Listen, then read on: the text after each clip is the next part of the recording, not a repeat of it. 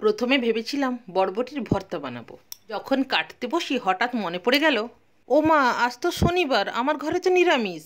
বাস, সব plan change. তখন ঘরে থাকা কিছু উপকরণ দিয়ে এই রেসিপিটি বানিয়ে ফেললাম।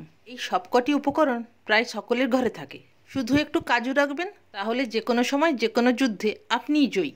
আরে বাবা, রান্নাটা কি কম বড় যুদ্ধ নাকি? আবার 9:30টার মধ্যে? হ্যাঁ, যদি আমার মতন অভ্যেস থাকে ফ্রিজ খুলে টুকটুক মুখে ফেলা, তাহলেই হয়েছে। কবে যে 40 থেকে 80 হবেন নিজেই জানতে পারবেন না। পুরো ছোট হাতি, তখন আবার আমাকে বকা দেবেন। আমি একটু খেতে ভালোবাসি, তাই এই পদ্ধতিগুলিতে রান্না করি, যাতে স্বাদে কম্প্রোমাইজ না করেই স্বাস্থ্যকর খাবার খাওয়া যায়।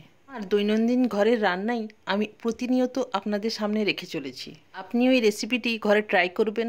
আশা করি আপনার রান্নাতেও স্বাদ এবং স্বাস্থ্য দুটোই বজায় থাকবে। এই রেসিপিটি গরম ভাত কিংবা গরম রুটি, যার সাথেই দেবেন জমে যাবে।